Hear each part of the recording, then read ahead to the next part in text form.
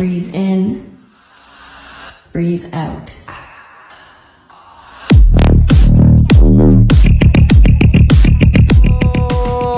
Welcome to the new mass physics. तो आज हम स्टार्ट करने वाले हैं चैप्टर नंबर 3 का लेक्चर नंबर 13, जिसमें हम पढ़ेंगे व्हीटस्टोन ब्रिज। व्हीटस्टोन ब्रिज कितनी बार इसका नाम सुना है, कई बार ये आ चुका, कैपेसिटर में आया, कॉम्बिनेशन ऑफ रजिस्टर्स में आया। आखिर है क्या व्हीटस्टोन ब्रिज और इसकी बैलेंस कंडीशन आई कहाँ से, इन सारी बातों का जवाब आज के लेक्चर में तुम्हें मिल जाएगा। बस मेरे साथ बने रहना, कॉपी पैड निकाल लेना, नोट्स बनाना स्टार्ट करना और चैनल को लाइक एंड सब्सक्राइब कर देना। इंस्टाग्राम का पेज डिस्क्रिप्शन में गिवन है, उसको भी फॉलो कर लेना। तो बात करते हैं व्हीटस्टोन ब्रिज। देखो जिन्हें नाम से पता है व्हीटस्टोन ब्रिज, गेहूं पत्थर पुल, ऐसा कुछ नहीं है। गेहूं पत्थर पुल नहीं है, व्हीटस्टोन मतलब व्हीटस्टोन एक साइंटिस्ट थे, उन्होंने एक ब्रिज बनाया होगा। व्हीटस्टोन एक साइंटिस्ट थे, उन्होंने क्या बनाया होगा, एक ब्रिज, पुल। अब पुल किस पे, समुद्र पे नहीं, इलेक्ट्रिकल सर्किट्स में, क्योंकि यहाँ इलेक्ट्रिकल पढ़ रहे हैं ना, इलेक्ट्रिकल इंस्ट्रूमेंट्स। तो इलेक्ट्रिकल सर्किट में एक पुल बनाया, एक ब्रिज बनाया और उसके हेल्प से अननोन रजिस्टर का रेजिस्टेंस फाइंड किया गया। मतलब ये ऐसा ब्रिज था, व्हीटस्टोन साहब ने एक ऐसा ब्रिज बनाया जिसकी हेल्प से हम अननोन रजिस्टर का रेजिस्टेंस फाइंड कर सकते हैं। अब आप लोग कहोगे कि सर अननोन रजिस्टर का रेजिस्टेंस हम उसमें ही फाइंड कर रहे थे, इक्विवेलेंट रेजिस्टेंस में। हाँ, इक्विवेलेंट रेजिस्टेंस में अननोन रजिस्टर का रेजिस्टेंस फाइंड नहीं कर रहे थे हम इक्विवेलेंट रेजिस्टेंस फाइंड कर रहे थे। लेकिन अगर किसी सर्किट में अननोन रजिस्टर हो, किसी सर्किट में अननोन रजिस्टर हो, तो उसका रेजिस्टेंस कैसे फाइंड किया जाएगा, ये भी तो एक बहुत बड़ी प्रॉब्लम थी।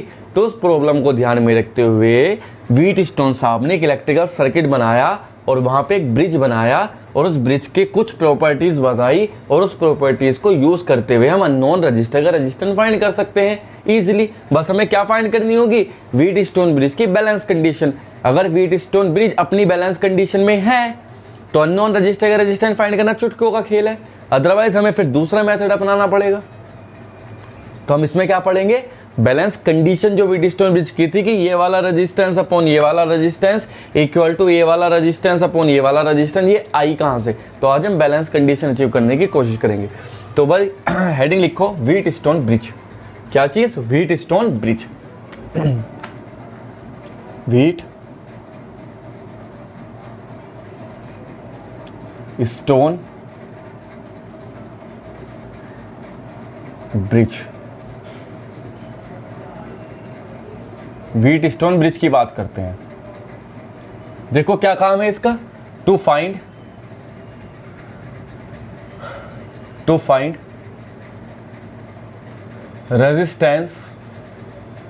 Resistance of unknown register, unknown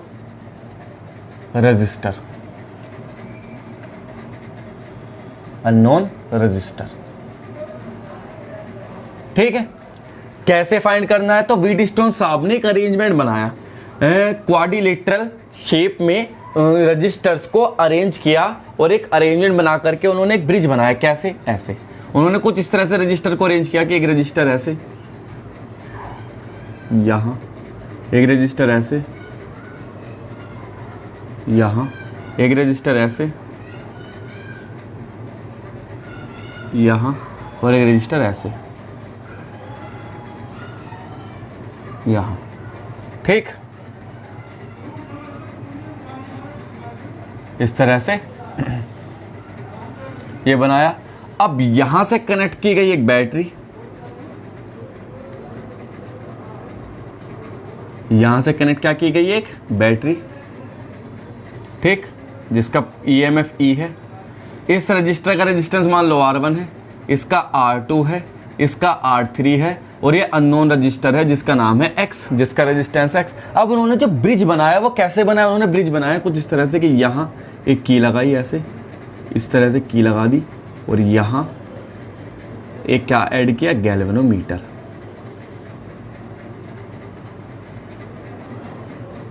galvanometer connect किया उन्होंने।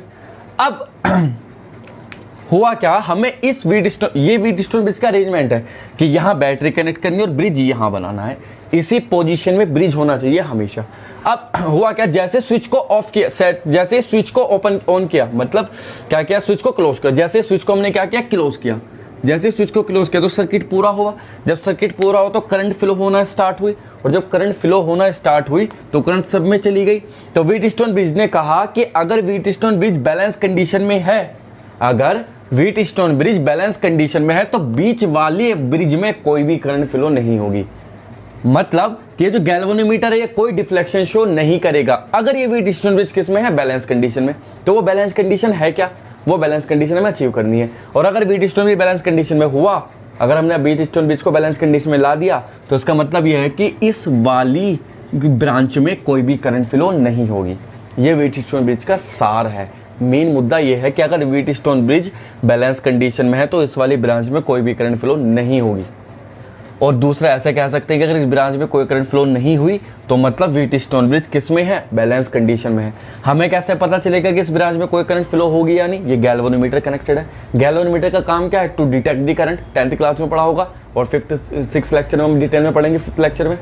To detect the current, current को डिटेक्ट करना किसका काम है, गैल्वेनोमीटर का। तो अगर करंट गैल्वेनोमीटर की नीडल डिफ्लेक्ट हुई तो समझ लो करंट है इस ब्रांच में, और अगर नहीं हुई तो करंट नहीं है। और अगर व्हीटस्टोन ब्रिज बैलेंस कंडीशन में है तो इस ब्रांच में कोई भी डिफ्लेक्शन शो नहीं होगा। तो बात करते हैं व्हीटस्टोन ब्रिज की बैलेंस कंडीशन की। बैलेंस कंडीशन कैसे निकाली जाती है ये ए, ये बी, ये सी, ये डी, ठीक, ये है भाई हमारे पास।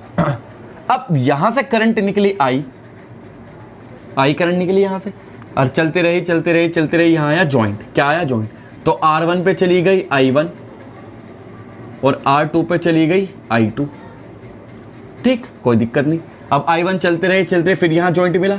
अब यहाँ चली गई मान लो I3, तो बची कुची कहाँ जाएगी, यहाँ कितनी, I1 माइनस I3, ऐसे ही जाएगी। ऐसे I2 आ रही है, नीचे आ रही है, ऊपर से I3 आ रही है, दोनों मिलकर के कहाँ जाएगी, यहाँ जाएगी, कितनी, I2 plus I3।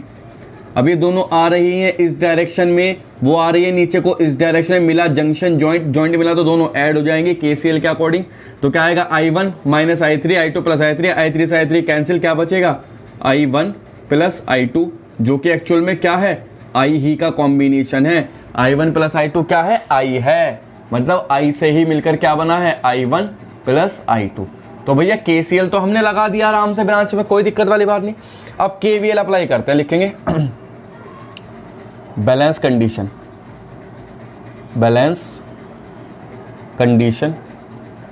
Of Wheatstone bridge. Wheatstone bridge की बैलेंस कंडीशन आइडेंटिफाई करना चाह रहे हैं, है ना। तो अप्लाई क्या करेंगे, अप्लाई KVL इन किसमें, A इस वाली लूप में। तो मैंने क्या किया, क्लॉकवाइज डायरेक्शन क्या लेनी है, पॉजिटिव। क्लॉकवाइज डायरेक्शन को क्या लेना है, पॉजिटिव लेना है। A से चलना स्टार्ट करो, तो VA है ना, हम चल रहे हैं, साथ साथ करंट भी चल रही है, तो क्या हो जाएगा, प्लस I1 R1। ऐसे लगाते हैं KVL, हाँ ऐसे लगाते हैं सर। आगे चलते रहो, जॉइंट आए, नीचे चलो, करंट हमारे साथ साथ चल रही है, गैल्वेनोमीटर G है, गैल्वेनोमीटर का रजिस्टर भी G होगा, तो G इंटू I3 यहाँ हो जाएगा। चलते रहो, ऐसे चलो, करंट हमारे अपोजिट, हम ऊपर को चल रहा है, करंट नीचे आ रही है, हम D से ऊपर को जाएंगे, A पे पहुंचने के लिए करंट नीचे आएगी, तो माइनस क्या हो जाएगा, I2 into R2 equal to VA, वापस VA पे आगे खत्म हो गई, VA से VA कैंसिल करेंगे हम यहाँ, तो क्या मिलेगा, देखो यहाँ I1 R1 plus G I3 minus I2 R2 equal to 0। अब लिखेंगे फॉर बैलेंस कंडीशन के लिए क्या होना चाहिए, I3 मस्ट बी 0। मैंने बताया अगर बैलेंस कंडीशन हुई तो इस वाले ब्रांच में कोई भी करंट फ्लो नहीं होगी, जब करंट फ्लो नहीं होगी तो I3 0 होना चाहिए। तो पुट करो, तो I1 R1 minus I2 R2 equal to 0, या क्या लिख सकते हैं, I1 R1 equal to I2 R2, या क्या लिखा जा सकता है, R1 upon R2 equal to I2 upon I1। Equation number first हो गई है। क्या हो गई है, इक्वेशन नंबर फर्स्ट। अब ऐसे ही किस में अप्लाई करेंगे, अप्लाई KVL इन दूसरी लूप में, देखो कौन सी है, B C D B, B C D B. इस वाली लूप में हमने क्या अप्लाई कर दिया, केवीएल अप्लाई कर दिया इस वाली लूप में। ठीक, चलो करो अप्लाई। बी से चलना स्टार्ट करो, साथ साथ चल रही है करंट। तो क्या आएगा देखो, वी बी तो लिखना पड़ेगा, प्लस क्या आएगा I1 minus I3 into R3। और चलो आगे, यहाँ पे आएंगे, करंट हमारा अपोजिट आ रही है, तो minus x into I2 plus I3। ठीक, अब ऊपर जाएंगे, करंट हमारा अपोजिट आ रही है, minus I3 into G equal to 0। यही हो जाएगा। अब I3 क्या होना चाहिए बैलेंस कंडीशन के लिए, I3 put I3 equal to 0। I3 को 0 रखो, तो 0 रखेंगे तो क्या देखो VB आएगा यहाँ, VB तो VB से VB तो कैंसिल। I3 0 रखो तो क्या बचेगा देखो, I1 R3, ये तो I3 0 हुआ, minus x I2 equal to 0, तो ये भी 0 हुआ। तो कुल मिला के यहाँ से क्या बनेगा, I1 R3 equal to x I2, या क्या लिख सकते हैं इसे, I2 upon I1 equal to R3 upon X, equation number 2। अब इक्वेशन फर्स्ट और इक्वेशन 2 को ज़रा ध्यान से देखो। इक्वेशन फर्स्ट इक्वेशन 2 को ध्यान से देखो, तो देखो ये वाले I2 अपॉन I1 दोनों साइडें सेम है, तो इक्वेट कर देंगे, तो लिखेंगे इक्वेटिंग फर्स्ट एंड सेकंड। तो कुल मिला के क्या बचेगा, R1 upon R2 equal to R3 upon X. ये है भैया balance condition of Wheatstone bridge. इसी को ढूंढना चाह रहे थे और ये ऐसे आई है, ये वाला अपॉन ये वाला देखो, और ये अपॉन ये, यही तो आ रहा है। और हमें एक्स निकालना हुआ नॉन रेजिस्टेंस, तो कैसे निकालेंगे, एक्स इज इक्वल टू क्या हो जाएगा, R3 R2 अपॉन R1। ये भैया हमारे पास अननोन रजिस्टर का रेजिस्टेंस आया है। ठीक है, तो ऐसे हम आराम से क्या कर सकते हैं, अननोन रजिस्टर का रेजिस्टेंस फाइंड कर सकते हैं, कोई दिक्कत वाली बात नहीं है। तो आया समझ में, व्हीटस्टोन ब्रिज की उपयोगिता के बारे में समझ में आया। इस ब्रांच में कोई भी करंट फ्लो नहीं होगी। ठीक है, तो बस अब बैलेंस कंडीशन देखनी है, जितनी बार बैलेंस कंडीशन दिखाई देगी उसका अकॉर्डिंग व्हीटस्टोन ब्रिज के क्वेश्चन हम सॉल्व कर सकते हैं आराम से, इजीली बिल्कुल। चलो उतार लो इसे, जल्दी करो नोट।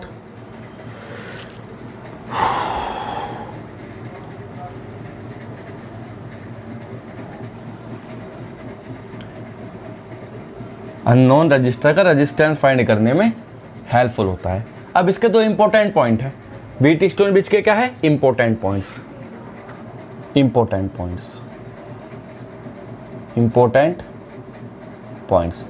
पहला इंपॉर्टेंट पॉइंट क्या है, फर्स्ट इंपॉर्टेंट पॉइंट है कि अगर आप गैल्वेनोमीटर की जगह सेल को लगा दो और सेल की जगह गैल्वेनोमीटर को लगा दो तो भी कोई दिक्कत नहीं है, वही का वही रहेगा जैसे पहले था।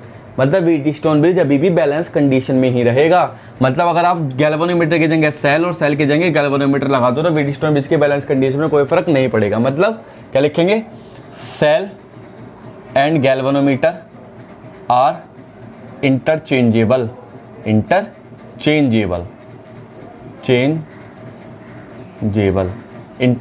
मतलब कुछ इस तरह से सर्किट बनेगा नया, देखो ऐसे बनाया, ये ऐसे बनाया, ये ऐसे बनाया, ये ऐसे बनाया, यहाँ लगा दो सेल और गैल्वेनोमीटर यहाँ कनेक्ट कर दो, ये कर दिया कनेक्ट गैल्वेनोमीटर। ठीक है, तो आराम से कोई दिक्कत नहीं। देखो करंट अभी भी है, देखो कैसे करंट निकली, आई मान लो यहाँ से, तो यहाँ कितनी गई I1, यहाँ कितनी गई I2, दोनों मिली, यहाँ पर भी कितनी चलती रही, यहाँ जाएगा कुछ हिस्सा, मान लो यहाँ हिस्सा गया I3, तो यहाँ कितना बचेगा I2 माइनस I3, और यहाँ कितना हिस्सा जाएगा, यहाँ पे तो आ ही रही है, देखो ये है ना, यहाँ से मिल के आ रही है यहाँ, और ये I1 आ रही है, तो यहाँ क्या चलेगा I1 प्लस I3, यहाँ मिल जाएंगे, ये मिल करके यहाँ क्या बनेगा, जॉइंट पे मिल जाएंगे आकर के। जब यहाँ KVL अप्लाई करेंगे जब हम इस लूप में और इस लूप में KVL अप्लाई करेंगे तो अभी भी वही कंडीशन मिलेगी, बैलेंस, कोई दिक्कत नहीं होगी। तो इसलिए हम सेल को और गैल्वेनोमीटर को इंटरचेंज कर सकते हैं। और सेकंड में क्या लिख सकते हैं, सेकंड में लिख सकते हैं if Wheatstone bridge is not balanced, अगर ये बैलेंस ना हो, व्हीटस्टोन ब्रिज बैलेंस नहीं हो, then current will flow in branch कौन से ब्रांच में करंट फ्लो होगी? ये A D, A D branch में करंट फ्लो होने लगेगी। ये दो इंपॉर्टेंट पॉइंट है, समझ में आनी चाहिए बात, ठीक है। चलो भाई न्यूमेरिकल करते हैं इसके, कुछ कैसे क्वेश्चन पहचानते हैं व्हीटस्टोन ब्रिज का, तो देखो भाई क्वेश्चन करते हैं इसके।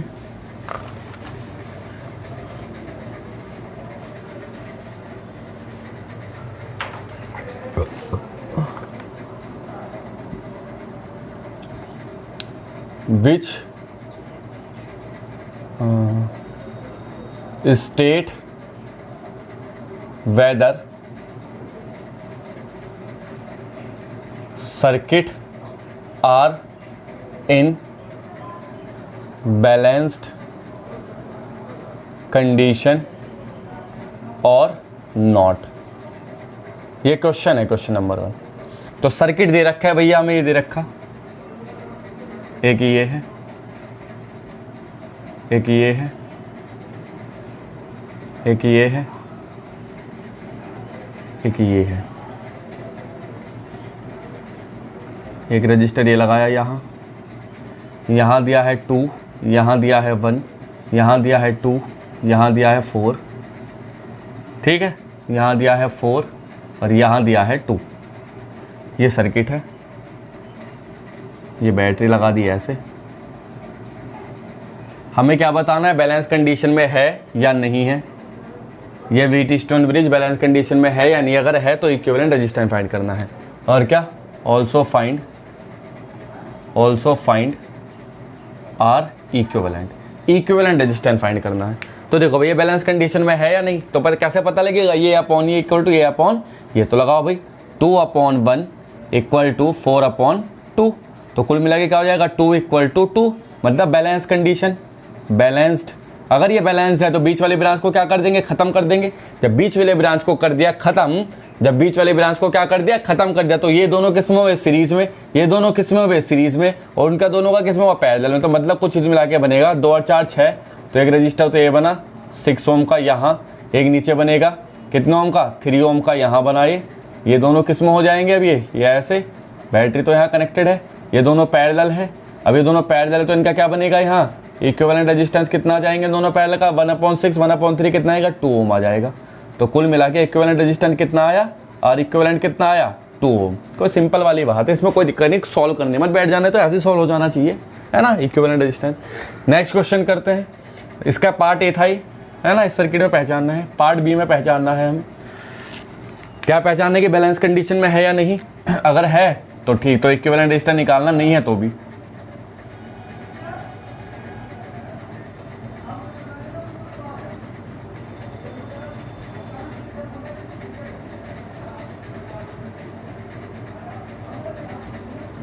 ये ऐसे, ये ऐसे, ये ए और ये क्या है? बी। सबका रेजिस्टेंस कितना है? R R R R R. Equivalent resistance find करना है, तो देखना पड़ेगा व्हीटस्टोन ब्रिज है या नहीं, क्योंकि लग तो ऐसे रहा कुछ। कैसे? वही पोटेंशियल डिवाइडेड मेथड, यहाँ वी बनाओ, यहाँ क्या मानो? 0 मानो, तो यहाँ वी तो यहाँ भी वी हो जाएगा, यहाँ 0 तो यहाँ 0, 2 जॉइंट मिल रहेगा, यहाँ x मानेंगे, यहाँ क्या मानेंगे? y, क्योंकि फंसे पड़े हैं, कोई रास्ता नहीं है वहाँ तक जाने का। तो नया सर्किट कुछ ऐसे बनेगा, ये बनाएंगे a, ये बनाएंगे क्या? 0, मतलब b वाला, a पर है v, b पर है 0, x मानो यहाँ और y मानो यहाँ। तो कुल मिला के सर्किट कुछ इस तरह का बनेगा। ये बना यहाँ और ये बना यहाँ, ये बना यहाँ और ये बना यहाँ, और बीच में आ जाएगा ये वाला। और इस तरह से बैटरी कनेक्टेड है इससे, है ना, यहाँ से बैटरी कनेक्टेड है ऐसे। तो क्या बताना है? ये R R R R R. तो क्या है? बैलेंस कंडीशन में है, साफ साफ दिख रहा होगा, इसके अपॉन ये, इसके अपॉन ये। तो क्या लिखेंगे? R upon R equal to R upon R, मतलब 1 = 1। बैलेंस्ड है। जब ये बैलेंस्ड है तो इक्विवेलेंट रेजिस्टेंस निकालना आसान है, दोनों किस्म हो जाएंगे। जब ये खत्म हो जाएगा तो इसे हटा दो, तो दोनों सीरीज, तो सीरीज क्या हो जाएगा? आर मिलकर 2R। तो नया सर्किट बनेगा कुछ इस तरह, 2R यहाँ, और नीचे भी क्या बनेगा? ये 2R यहाँ बन जाएगा। दोनों किस्म हो जाएंगे पैरेलल, दोनों पैरेलल में हो जाएंगे, तो दोनों का क्या जाएगा? R। इक्विवेलेंट कितना मिलेगा? R। पैरेलल में तो R equivalent equal to R हो जाएगा, 1/2R + 1/2R will be equal to R। ठीक, तो ऐसा आराम से कैलकुलेट कर सकते हैं ऐसे ही क्वेश्चंस का रेजिस्टेंस। ठीक, नेक्स्ट देखते हैं।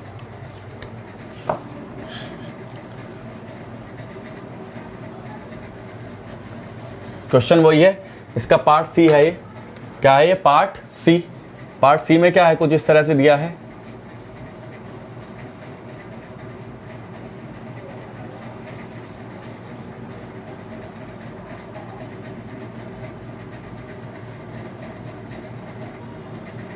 ये रहा।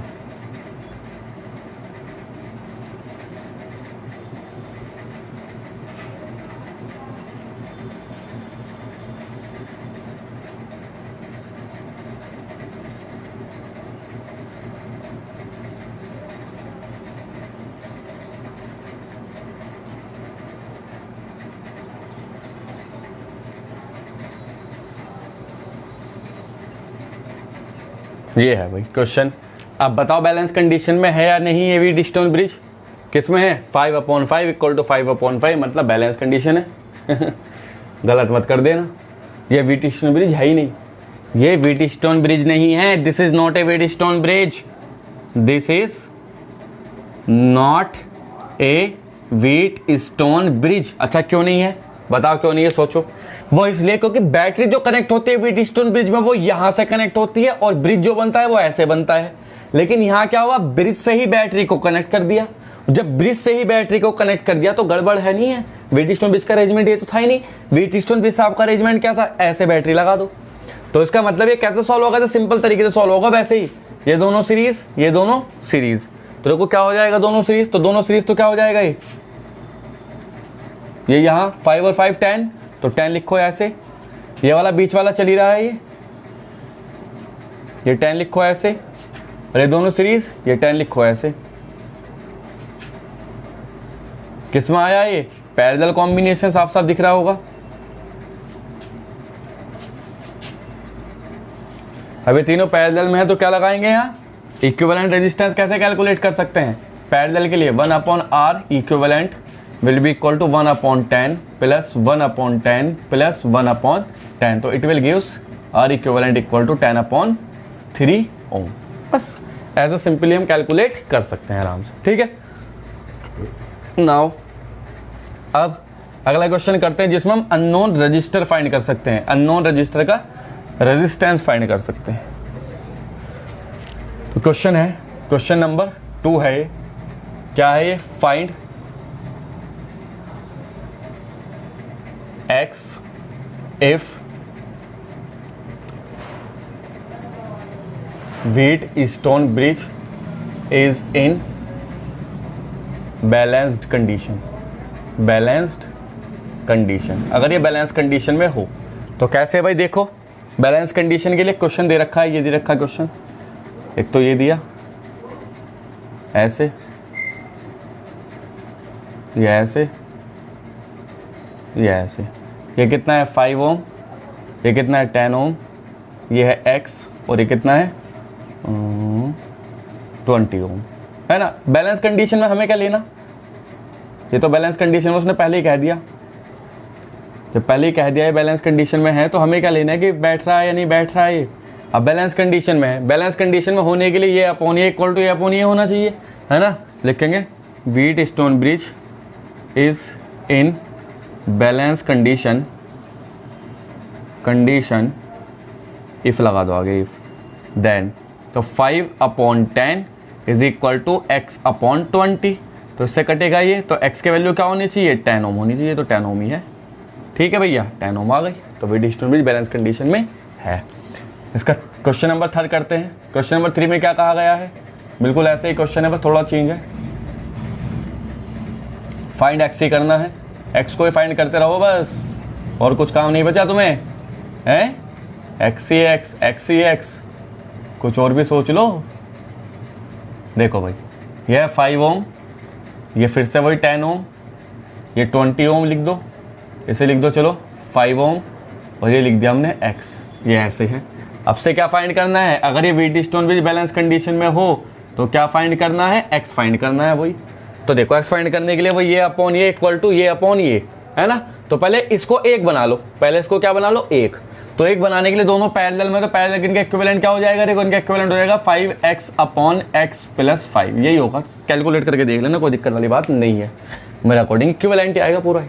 अब बैलेंस कंडीशन के लिए ये अपॉन ये, मतलब 5/10 equal to 5x upon x plus 5 और नीचे क्या आएगा इसके 20 यहाँ आ जाएगा तो 5 upon 10 equal to 5x upon 20 into X plus 5। कितनी बार कटेगा 2 टाइम्स 2 गया यहाँ 2 5 ज़ा 10 is equal to 5x upon x plus 5। ये जाएगा यहाँ तो 10x plus 50 is equal to 5x या 5x इक्वल टू 50 या x will be equal to 10 ohm. वही में निकल के आया सेम टू सेम, कोई दिक्कत वाली बात है ही नहीं। सही है जी, कोई दिक्कत यहाँ तक?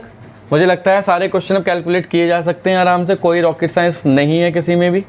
इसमें माइनस आ रहा है, नेगेटिव आ रहा है, मतलब हमसे वैल्यू गलत दी गई। खैर कोई नहीं, समझाने का मतलब था मेरा, मैंने समझा दिया क्वेश्चन कैसे करने हैं व्हीटस्टोन ब्रिज के। ठीक है, इससे रिलेटेड कोई भी क्वेरी इंस्टाग्राम पे पूछ सकते हैं। तब तक के लिए धन्यवाद, थैंक यू।